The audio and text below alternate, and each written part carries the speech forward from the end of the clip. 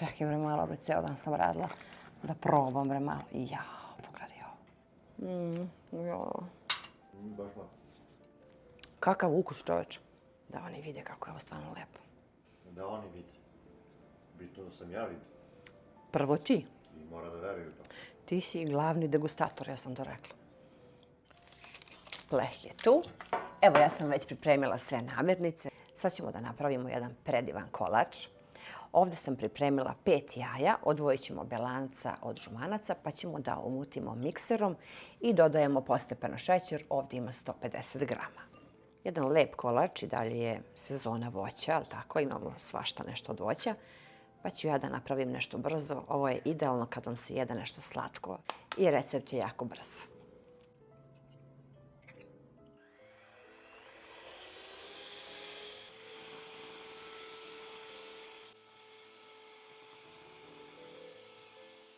Dodajem žumanca.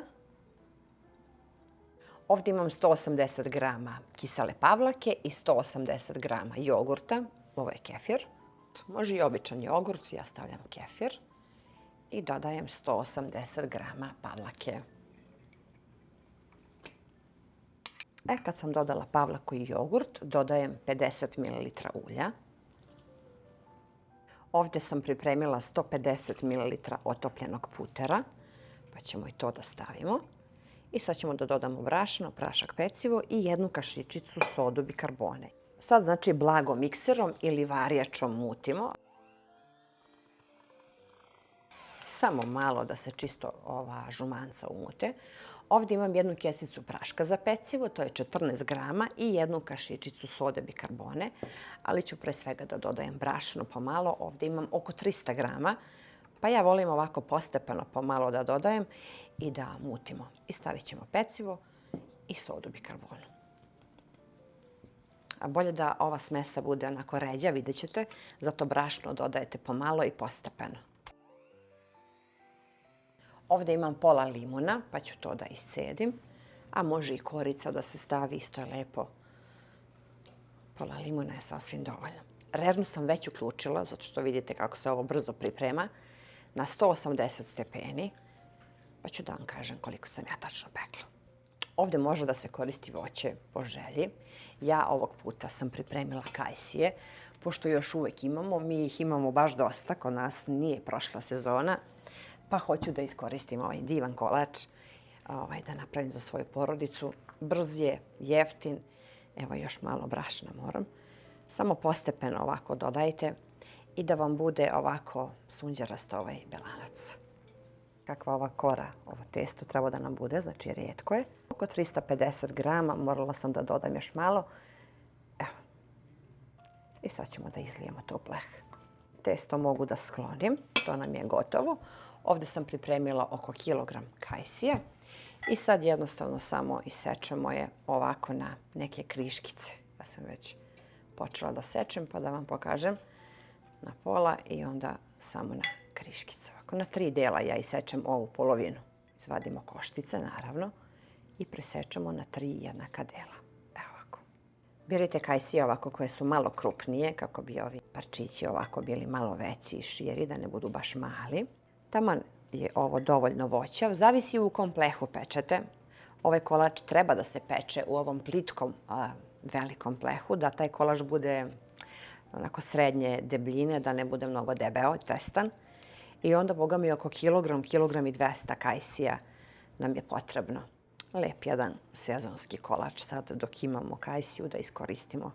I sad jako bitno, znači imamo testo, imamo kajsije, pravimo jedno predivno testo za posipanje, znači ide puter, ide šećer, ide brašno i to posipamo preko kolača i sve zajedno pečemo u rernu.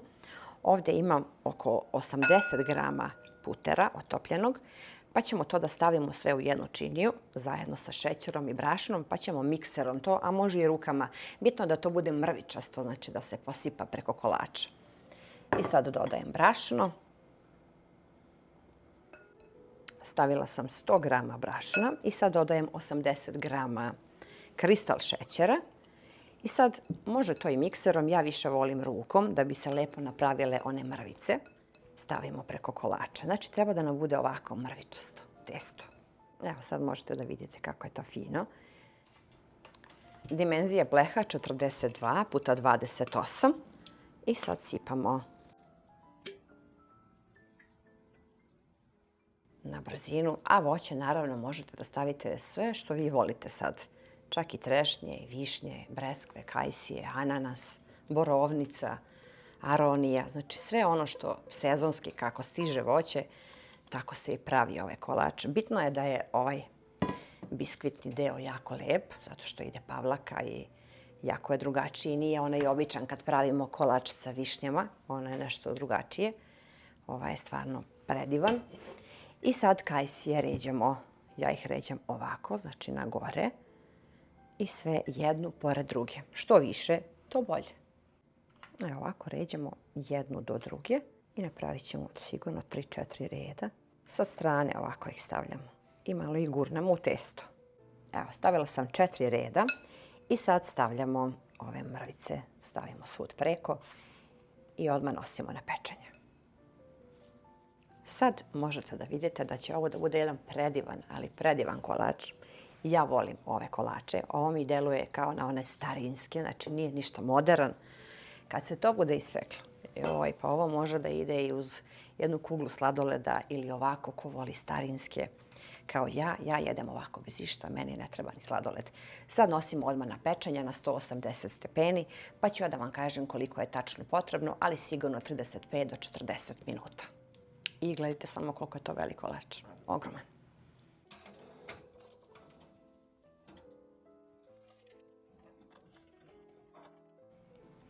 Evo, kolač je gotov.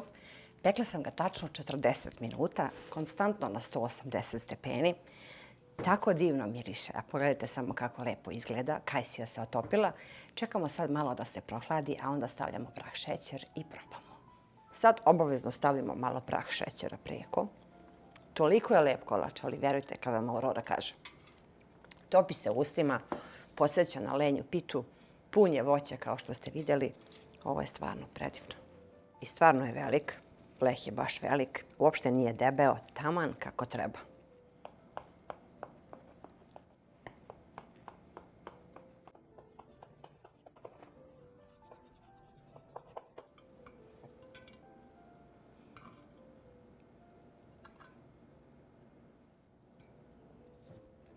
Kajsije su se otopile i stopile, ja ne znam kako da vam kažem. To je tako sočan kolač, toliko lep, pun voća, a vidjeli ste koliko sam stavila 4 reda. Pokazala sam vam sad izbliza, stvarno i savršen kolač. Isto kao zimi kad pravimo sa šljivama, tako je sad ovaj.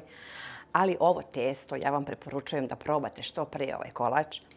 Nije isto kao kad pravimo sa višnjama, uopšte nije da se topi u ustima kao što je ovaj. Ovo je nešto poput lenje pite. Takav ukus daje i lepo se topi u ustima. Stvarno jedan predivan kolač. Ako imate kajsije, možete da probate da napravite. Može breskva, može šljiva sad. Sad nam šljive idu. Ja ću uskoro da pravim i sa borovnicama. To je stvarno super kolač. On je kao pena. Znači kao da uopšte nema testa. Topi se u ustima. Kajsije je kiselkasta. Ovo je taman dovoljno slatko, tako da po meni nema potrebe ništa više da se dodaje. Ukoliko vi želite više šećera, vi više stavite, ali ovo je baš jedan lep osvežavajući kolač. Eto, sigurna sam da ćete da probate ovaj recept. Znam da vam se sviđaju ovi ovako malo starinski kolači. Pišite vašoj Aurori, sve vas puno pozdravljam, pa se vidimo uskoro sa nekim novim receptom. I obavezno pišite i probajte ovaj kolač. Biće mi stvarno drago. Jer ovo se ne pravi baš stalno. Za svaki dan, što se kaže, kolač za svaki dan.